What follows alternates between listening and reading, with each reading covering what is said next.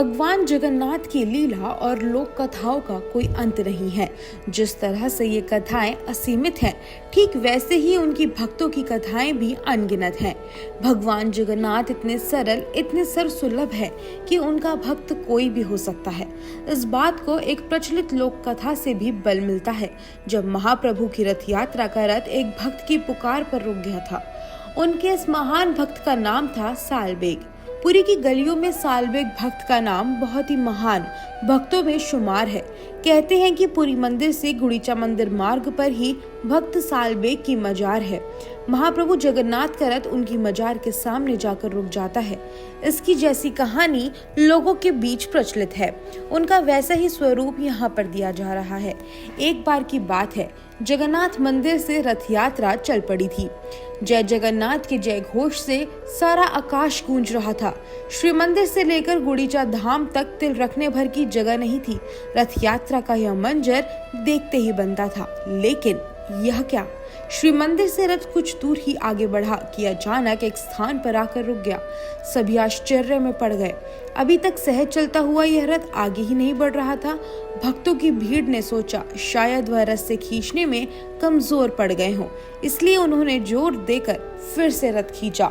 लेकिन न रथ अपनी जगह से हिला और न ही यात्रा आगे बढ़े। अब तमाम कानाफूसी शुरू हो गई। कोई चमत्कार मान रहा था तो कोई आश्चर्य। सबसे ज्यादा आवाजें इस बात की थी, क्या महाप्रभु जगन्नाथ नाराज हो गए हैं? दंड के डर के बजाय आस्था में लगा भय कहीं अधिक बड़ा हो जाता। श्रद्धालु बार बार कोशिश करते और रस्से को खींचते, लेकिन रथ था कि आगे बढ़ता ही नहीं था। कहते हैं कि इसी बीच कोई बूढ़ा लाठी टेकता भीड़ के बीच से मुख्य रथ के सामने आ पहुंचा और उसने रस्से खींच रहे श्रद्धालु से कहा, मैं रथ को आगे बढ़ाने की कोशिश कर सकता हूँ, बस मेरी बात मानिए। रस्से खींचने वालों ने एक बार उसके बूढ़े कमजोर शरीर को देखा, लेकिन उसकी आवाज में कोई जादू था जिसने सभी को उसकी बात मानने के लिए विवश कर दिया। बूढ़े व्यक्ति ने कुछ कहा नहीं, बस उंगली से सामने की ओर इशारा कर दिया। उस दिशा में एक मजार थी। बूढ़े ने कान में कुछ फुसफुसाया तो भीड़ की आंखों में चमक दौड़ पड़ी। एक बार जोर से जय घोष हुआ, जय जगन्नाथ, और इसे ठीक बाद आवाज आई, जय भक्त सालबेग। इतना कहते ही रथ के चक्के अनायास ही घूम गए और रथ यात्रा जय जगन्नाथ जय सालबेग के जय घोष के साथ आगे बढ़ने लगी। उड़ीसा के पुरी में गलियों गलियों में यह दंत कथा बहुत प्रचलित है और इसके होने का समय मुगल काल का बताया जाता है। जगन्नाथ रथ यात्रा से जुड़कर यह कहानी विदेशों तक घूम आई है। हर साल लाखों की संख्या में जगन्नाथ के भक्त पुरी पहुंचते हैं और इस दृश्य के साक्षी बनते हैं कि तकरीब 500 साल में एक हिंदू सनातनी परंपरा में कैसे एक मुस्लिम आस्था जुड़ गई है। हर साल सालबेग भगत की मजार पर रथ जरूर रुकता है। कौन है ये भगत सालबेग? सालबेग कैसे बना जगन्नाथ का भक्त? इस सवाल के जवाब में बताने वाले बताते हैं कि बात तब की है जब भारत में मुगलों का शासन था। इसी मुगल सेना में सालबेग नाम का एक वीर सिपाही था।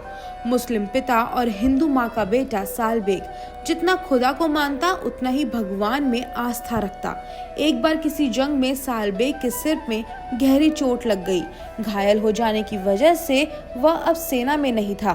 बेटे को निराशा देख सालबेग की माँ ने उससे कहा, तू जगन्नाथ प्रभु की शरण ले। और ऐसा कहकर माँ ने प्रभु की महिमा की कई कथाएं सुनाई। यह कथाएं सुनकर सालबेग के मन में प्रभु दर्शन की इच्छा हुई। ऐसी इच्छा के लिए सालबेग एक दिन पुरी स्थित जगन्नाथ धाम पहुंच गया। वहां यह मंदिर में प्रवेश करने लगा तो गैर धर्म होने के कारण उसे अनुमति नहीं मिली। वह निराश हो गया तो माँ ने कहा, तू बाहर ही रहकर प्रभु का नाम ले। अगर तेरी भक्ति सच्ची होगी तो जगन्नाथ खुद तेरे द्वार पर आएंगे। वे जरूर आते हैं। सालबेग ने यह बात गांठ बांध ली। इसी तरह रथ यात्रा के रास्ते में ही उसने एक मठिया बना ली और वहीं रहकर जय जगन्नाथ का भजन करने लगा। कहते हैं कि उसकी भक्ति देखकर जगन्नाथ प्रभु ने उसे सपने में दर्शन दिए और उसी दिन सालबेग इस दुनिया का नहीं रहा।